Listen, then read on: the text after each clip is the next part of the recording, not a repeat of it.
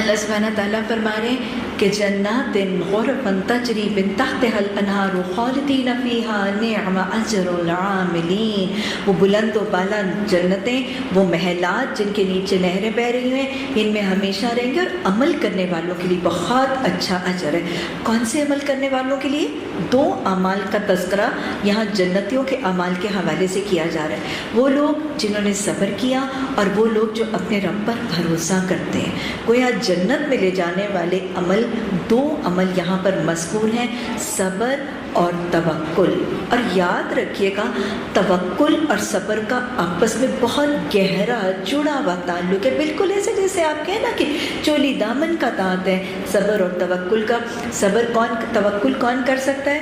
توکل وہی کر سکتا ہے جو صبر کرتا ہے، اور صبر وہی کر سکتا ہے جو توکل کرتا ہے۔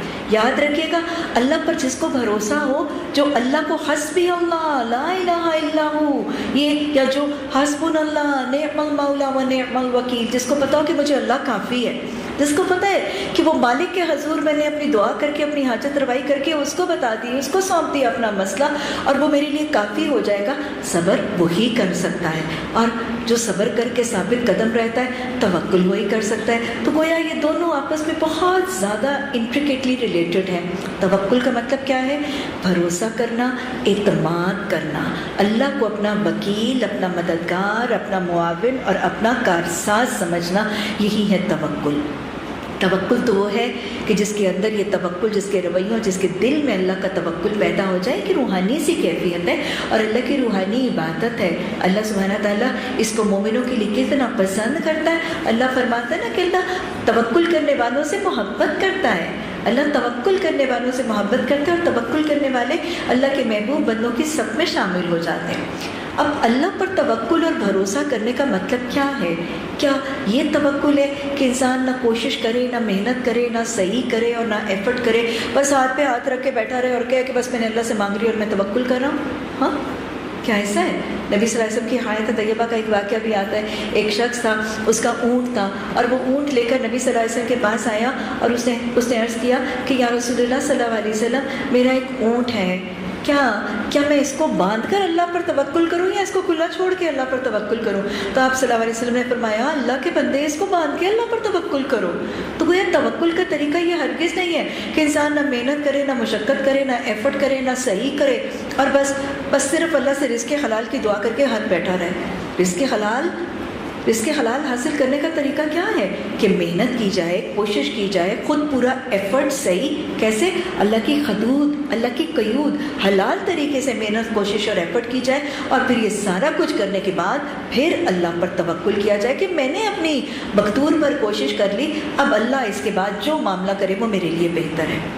یہ وہی ہے نا جو کہنے والوں نے کہا کہ مالی تا کم پانی لانا پر مشکا لاوے، مالک تا کم پھل پھول لانا لاوے یا نہ لاوے۔ تو یہ ہے توکل کہ ہم نے اپنی مشقیں بھرنی ہیں، ہم نے اپنی محنت کرنی ہے، ہم نے اپنا خون پسینہ، کوشش، ایفرٹ صحیح ساری کرنی ہے، لیکن یہ کرنے کے بعد پھر کتنا اجر، کتنا جو ہے وہ دنیاوی اس میں رزلٹ اور اس میں فروٹفلنس ہوتی ہے، اس کا معاملہ اللہ پر چھوڑنا ہے، اس پر بے صبری اور عدم توکل کا معاملہ نہیں کرنا۔ مثلا ہم دیکھیں کہ کل ہم نے غزوہ خندق پڑھی، اور اس میں اللہ نے کہا تھا کہ اللہ کا تقویٰ کرو، اللہ اور اللہ کے رسول صلی اللہ علیہ وسلم کی اطاعت کرو اور توکل کرو۔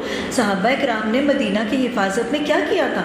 اللہ اور اللہ کے رسول صلی اللہ علیہ وسلم کی اطاعت کی تھی، اللہ کا تقویٰ کیا تھا، منافقین اور کافروں کی باتیں نہیں مانی تھی، اور توکل کیسے کیا تھا؟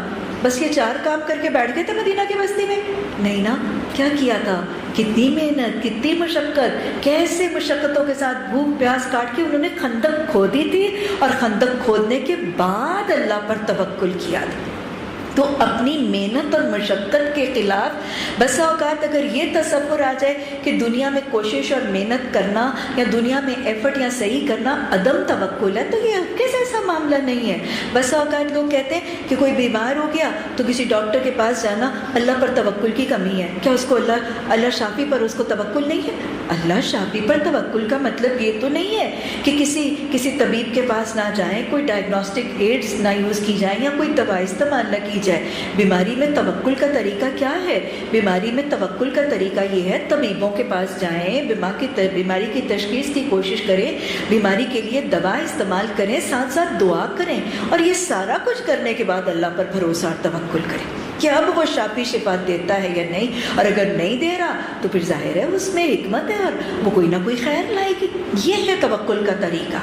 اور یاد رکھیے گا، رزق کی محنت کرنا بھی عدم توکل نہیں ہے۔ رزق کے لیے یا رزق حلال کے لیے محنت کوشش کرنا بھی عدم توکل نہیں ہے۔ بس اوقات لوگ کہتے ہیں وہ تو بس بھاگا ہی پھرتا ہے سارا دن رزق کے لیے۔ ارے بھاگا پھرنا یہ عدم توکل، اس کو اللہ پر لگتا ہے بالکل بھروسہ نہیں ہے۔ ارے یہ اللہ پر بھروسے کی کیا عدم توکل کی بات ہے؟ نارمل عدم توکل یہ ہوگا کہ اگر کوئی جائز اور حلال طریقے سے رزق حلال کو کوشش کرتا ہے، ناجائز یا حرام طریقے سے رزق حاصل کرنے کی کوشش کرے گا، رزق کے حرص، قبض اور تمس میں تمام حرام طریقوں سے اگر رزق حاصل کرنے کی کوشش کرے گا تو یہ عدم توکل ہے۔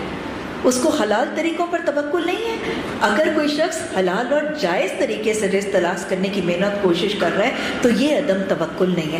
حرام طریقوں کی طرف رجوع کرنا، ناجائز اور زیادتی اور ظلم کے طریقوں کی طرف رجوع کر کے رزق تلاش کرنے کی کوشش کرنا، یہ بھی عدم توکل ہے کہ اللہ کے بتائے ہوئے حلال طریقوں پر اس کو بھروسہ نہیں ہے کہ یہ میری کفالت کا ذریعہ بنیں گے، اور وہ حرام طریقوں کو ریزورٹ کرتا ہے، تو یہ بھی عدم توکل ہے۔ وہ آپ نے شاید پنجابی کا وہ شعر بھی سنا ہوگا نا، کدی کسی نے پنکھ پکھیرو بھکھے مردے ویکھے نے، بندے ہی کر دے رزق ذخیرہ بندے ہی بھکھے مردے نے۔ مطلب اللہ سبحانہ تعالیٰ یہاں پہ اللہ یہی فرما رہے ہیں نا کہ کتنے جانور ایسے ہیں جو اپنا رزق اٹھائے نہیں پھرتے، اللہ ان کو بھی رزق دیتا ہے، اللہ تمہیں بھی رزق دے گا، وہ سب کو سنتا اور جانتا ہے۔ تو رزق حرام طریقوں سے ذخیرہ اندوزی کر کے، بلیک مارکیٹنگ، ہورڈنگ، یہ سارے طریقے کر کے رزق کمانا، یہ عدم توکل ہے۔ ان طریقوں کو ریزورٹ نہ کرو، حلال طریقوں سے محنت کرو اور پھر اپنا رزق اللہ کے حضور چھوڑ دو۔ اللہ پرندوں کو بھی دیتا ہے، اندر پتھر کے نیچے کیڑے کو بھی دیتا ہے، ماں کے پیٹ کے اندر اس بچے کو بھی دیتا ہے، ماں کے پیٹ سے نکلنے کے بعد اس بچے کو ماں کے دودھ کے ذریعے بھی دیتا ہے۔ یہ تمہیں اشرف المخلوقات کو اور سب سے بڑھ کے خیر امت کو تو ضرور ہی فراہم کرے گا۔ تو یہ ہے وہ توکل کا طریقہ۔